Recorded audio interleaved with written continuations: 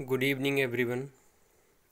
Welcome to my channel Education Arena 2020। जैसे आप सभी को पता है सीटेट 40 डेज का क्रैश कोर्स चल रहा है हमारे चैनल पे और आज की क्लास है मैथ्स पेडागॉजी जो कि तीसरी क्लास होगी। इससे पहले 2 क्लास ऑलरेडी हो चुकी है। आज हम बात करेंगे top 30 most important maths pedagogy questions पे और आप अपनी तैयारी भी चेक कर सकते हैं कितने सवाल आपने 30 आउट ऑफ 30 में से सही किए हैं। क्लास शुरू करने से पहले हम एक बात और करना चाहेंगे। आप हमारे चैनल पे फीडबैक या सजेशन कोई भी जो आपको लगता है कि हमें अच्छा करना चाहिए, बेहतर हम कर सकते हैं, वो फील फ्री होके आप हमारे कमेंट बॉक्स में कमेंट करके बता सकते हैं अपने चैनल या अपने कंटेंट को हम बेहतर बनाने के लिए कि हमें और क्या क्या करना चाहिए। तो शाम के 7 बज चुके हैं और आज की क्लास है मैथ्स पेडागॉजी से। तो चलिए आते हैं क्वेश्चंस पे।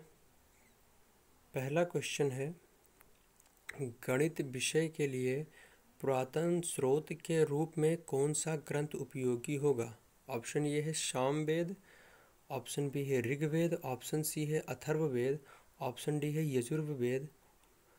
तो इसका ऑप्शन बी करेक्ट हो जाएगा, ऋग्वेद। ऋग्वेद सबसे प्राचीनतम वेदों में से एक है और गणित विषय के लिए पुरातन स्रोतों के रूप में ऋग्वेद ग्रंथ का उपयोग किया जाता है। तो ऑप्शन बी हमारा करेक्ट हो जाएगा पहले क्वेश्चन का। आते हैं नेक्स्ट क्वेश्चन पे। अगला क्वेश्चन है हमारा, माध्यमिक स्तर पर अंक गणित शिक्षण विधि है। ऑप्शन ए प्रायोगिक विधि, ऑप्शन बी विश्लेषण व संश्लेषण विधि, ऑप्शन सी आगमन निगमन विधि, ऑप्शन डी उपयुक्त सभी। तो इसका उत्तर सही हो जाएगा आगमन और निगमन विधि। ऑप्शन सी करेक्ट हो जाएगा। माध्यमिक स्तर पर अंक गणित शिक्षण विधि है आगमन और निगमन विधि। ऑप्शन सी हमारा करेक्ट हो जाएगा, आगमन निगमन विधि ही माध्यमिक स्तर पर अंकगणित की शिक्षण विधि है। अगला क्वेश्चन है, हासिल का या हाथ का लगा संप्रत्यय को गणित में सर्वप्रथम देने वाला कौन था? Option A Bhaskar, option B Brahmagupta, option C है आर्यभट्ट और ऑप्शन डी है श्रीधर।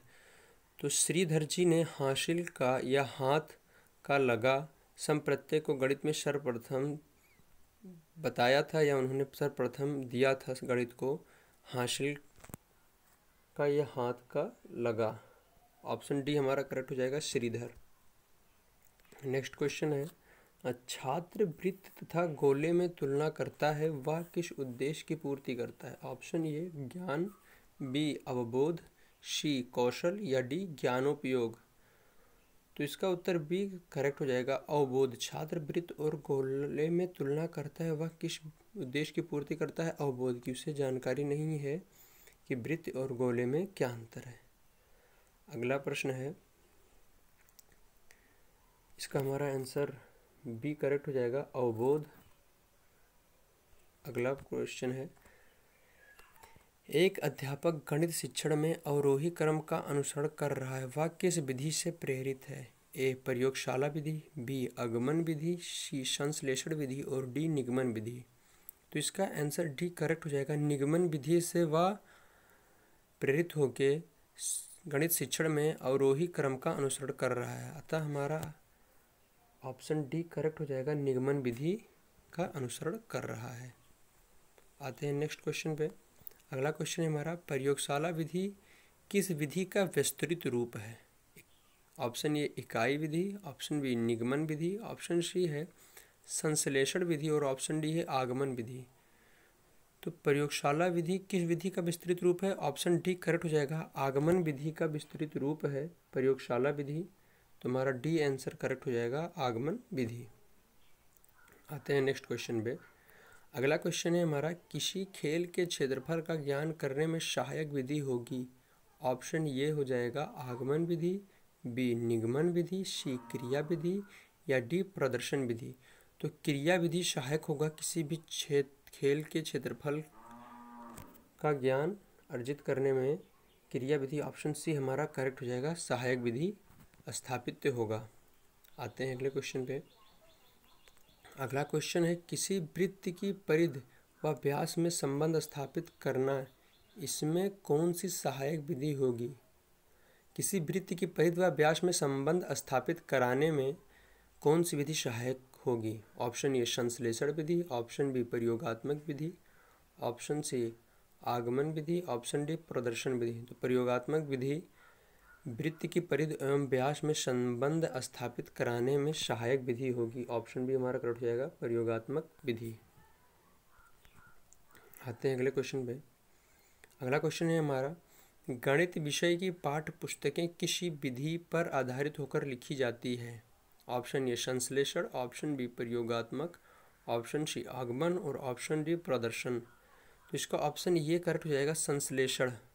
गणित विषय की पाठ्य पुस्तकें संश्लेषण विधि पर आधारित होकर लिखी जाती हैं। तो इस क्वेश्चन का ऑप्शन ये करेक्ट आंसर हो जाएगा, संश्लेषण विधि के द्वारा।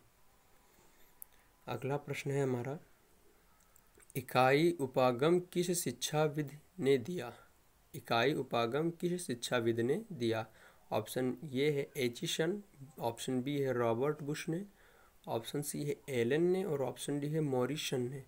तो मॉरिसन इसका करेक्ट आंसर हो जाएगा, ऑप्शन डी मॉरिसन ने इकाई उपागम की विधि मॉरिसन ने दिया। ऑप्शन डी करेक्ट हो जाएगा इस प्रश्न का। नेक्स्ट प्रश्न है हमारा, नेत्रहीन विद्यार्थियों के लिए ब्रेल लिपि का प्रतिपादन किसने किया? ऑप्शन ए रॉबर्ट ब्रेल ने, ऑप्शन बी फ्रेड ब्रेल ने, ऑप्शन सी लुई ब्रेल ने और ऑप्शन डी तीनों सही। तो इसका करेक्ट आंसर हो जाएगा, लुई ब्रेल ने नेत्रहीन विद्यार्थियों के लिए ब्रेल लिपि का प्रतिपादन किया था। ऑप्शन सी हमारा करेक्ट हो जाएगा। आते हैं नेक्स्ट क्वेश्चन पे। जैकब एल मोरेनो का संबंध किस विधि से है? ऑप्शन ए प्रश्नोत्तर विधि, ऑप्शन बी सूक्ष्म शिक्षण विधि, ऑप्शन सी समाजमिति विधि, ऑप्शन डी है व्यक्ति अध्ययन विधि। अगर आपने सेकेंड क्लास देखी होगी मैथ्स पेडागोजी की हमारे चैनल पे, तो इसका आंसर आपको पता होगा, जैकब एल मोरेनो का संबंध है समाजमिति विधि से। तो हमारा ऑप्शन सी करेक्ट हो जाएगा, समाजमिति विधि से। अगले प्रश्न पे आते हैं। अगला प्रश्न है हमारा, समस्या समाधान विधि का सोपान है? ऑप्शन ये है सूचनाओं का संग्रहण, ऑप्शन बी है समस्याओं की प्रकृति निर्धारण, ऑप्शन सी है निष्कर्ष निकालना और ऑप्शन डी है आंकड़ों को संगठित करना। तो समस्या समाधान विधि का सोपान है निष्कर्ष निकालना। ऑप्शन सी हमारा करेक्ट हो जाएगा, निष्कर्ष निकालना। समस्या समाधान विधि का सोपान है निष्कर्ष निकालना। आते हैं नेक्स्ट क्वेश्चन पे। अगला क्वेश्चन है, गणित में दृश्य श्रव्य सामग्री का प्रयोग किया जाता है? ऑप्शन ए बालकों को लुभाने के लिए, बी बालकों को विषय से परे ले जाने के लिए, ऑप्शन सी है बालकों की रुचि जागृत करने के लिए, ऑप्शन डी है बालकों के मनोरंजन के लिए।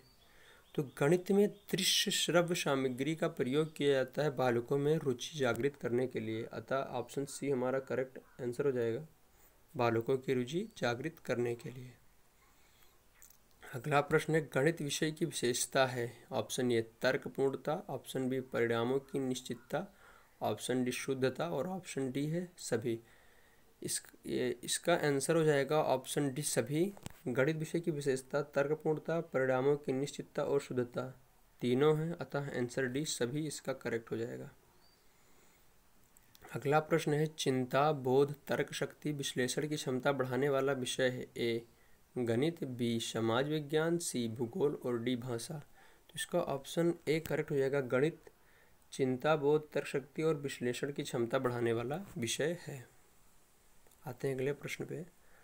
नेक्स्ट क्वेश्चन है, गणितीय निष्कर्ष सर्वमान्य होते हैं क्योंकि? ए ये सबके विचारों का आदर करते हैं, बी ये तर्क पर आधारित होते हैं, सी ये परिस्थिति के अनुकूल होते हैं, डी उपयुक्त सभी। तो गणितीय निष्कर्ष सर्वमान्य होते हैं क्योंकि ये तर्क पर आधारित होते हैं। ऑप्शन बी करेक्ट हो जाएगा, ये तर्क पर आधारित होते हैं, इसलिए गणितीय निष्कर्ष सर्वमान्य होते हैं। नेक्स्ट क्वेश्चन है, शिक्षण देशों का क्रमिक वर्गीकरण किया गया है? ए बेकन द्वारा, बी सुलचन द्वारा, सी कामेर द्वारा और डी ब्लूम द्वारा। तो शिक्षण देशों का क्रमिक वर्गीकरण किया गया है ब्लूम द्वारा। 3 भागों में इसका वर्गीकरण किया गया है। नेक्स्ट क्वेश्चन पे आते हैं। नेक्स्ट क्वेश्चन है हमारा, ज्ञान संबंधी प्राप्य उद्देश्य के अंतर्गत निम्नलिखित में से कौन सा कथन सही है? ज्ञान संबंधी प्राप्य उद्देश्य के अंतर्गत निम्नलिखित में से कौन सा कथन सही है? ए, गणितीय प्रत्ययों को सही अनुप्रयोग। बी, गणितीय चिन्ह ठीक ठीक पहचानना। सी, गणित के विकास की जानकारी में रुचि होना। और डी, गणितीय सिद्धांत की सही समझ। तो गणितीय विज्ञान की सही समझ यही ज्ञान संबंधी प्राप्त उद्देश्य के अंतर्गत आता है। तो ऑप्शन डी हमारा करेक्ट हो जाएगा, गणितीय सिद्धांत का सही समझ। आते हैं नेक्स्ट क्वेश्चन पे। नेक्स्ट क्वेश्चन है हमारा, ब्लूम टेक्सोनॉमी का अंग नहीं है। ऑप्शन ए समझ, ऑप्शन बी बुद्धि, ऑप्शन सी प्रयोग और ऑप्शन डी ज्ञान। Bloom taxonomy, doctor Benjamin Bloom ने शिक्षा को सिखाने के लिए, शिक्षा को सीखने के 3 रूपों का वर्गीकरण किया जिसे ब्लूम टेक्सोनॉमी कहा जाता है। इसमें बुद्धि जो है ब्लूम टेक्सोनॉमी का अंग नहीं है, जबकि समझ, प्रयोग और ज्ञान ब्लूम टेक्सोनॉमी के अंतर्गत आता है। तो हमारा ऑप्शन बी करेक्ट हो जाएगा, बुद्धि ब्लूम टेक्सोनॉमी का अंग नहीं है। नेक्स्ट क्वेश्चन है, बीज गणित यथार्थ में है। ऑप्शन ये है अंक गणित, ऑप्शन बी है रेखा गणित, ऑप्शन सी है सामान्यकृत अंक गणित और ऑप्शन डी है उपयुक्त सभी। तो बीज गणित यथार्थ में है सामान्यकृत अंक गणित। सामान्यकृत अंक गणित को ही बीज गणित कहा जाता है। तो हमारा ऑप्शन सी करेक्ट हो जाएगा, सामान्यकृत अंक गणित। आते हैं नेक्स्ट क्वेश्चन पे, गणित की सभी शाखाओं में प्राचीनतम शाखा कौन सी है? रेखा गणित, अंक गणित, सांख्यिकी या बीज गणित? तो सांख्यिकी जो है ये गणित की सबसे प्राचीनतम शाखाओं में से एक है। हमारा ऑप्शन सी करेक्ट हो जाएगा, सांख्यिकी गणित की सबसे प्राचीनतम शाखा है। नेक्स्ट क्वेश्चन है हमारा, रेखा गणित में प्रायोगिक स्तर पर प्रयुक्त होने वाली शिक्षण विधि है। आगमन विधि, निगमन विधि, सी प्रदर्शन विधि, डी उपयुक्त सभी। रेखा गणित में प्रायोगिक स्तर पर प्रयुक्त होने वाली शिक्षण विधि है प्रदर्शन विधि। प्रदर्शन विधि ऑप्शन सी हमारा करेक्ट हो जाएगा। प्रदर्शन विधि के द्वारा हम रेखा गणित में प्रायोगिक स्तर पर शिक्षा का अनुलोकन करते हैं। नेक्स्ट क्वेश्चन है हमारा, एक अच्छी मूल्यांकन विधि वह है जिसमें देखा जाए। ऑप्शन ये है बालक के व्यवहार में परिवर्तन करने की विधि, बी शिक्षण हेतु अपनाई गई विधि, सी पाठ वस्तु से संबंधित विधि या डी उपयुक्त सभी। तो एक अच्छी मूल्यांकन विधि वह विधि है जिसमें दिखाया जाए कि बालक के व्यवहारों में परिवर्तन करने की विधि। ऑप्शन ये हमारा करेक्ट हो जाएगा, बालक के व्यवहारों में परिवर्तन करने की विधि ही सबसे अच्छी विधि है एक मूल्यांकन की। अगला प्रश्न है हमारा, अनुप्रयोग संबंधी प्राप्य उद्देश्य की प्राप्ति है जब छात्र ए संबंधित प्रत्ययों में भिन्नता बताता है, बी गणितीय अवधारणा की व्याख्या कर सकता है, सी समस्या हल करने की उपयुक्त विधि चुनता है या डी उपयुक्त सभी।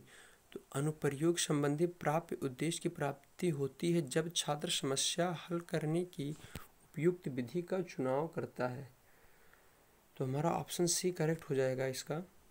नेक्स्ट क्वेश्चन पे आते हैं। अगला क्वेश्चन है, शिक्षण प्रक्रिया की अंतिम सोपान है ए मूल्यांकन, ऑप्शन बी उद्देश्य, ऑप्शन सी अधिगम और ऑप्शन डी उपयुक्त सभी।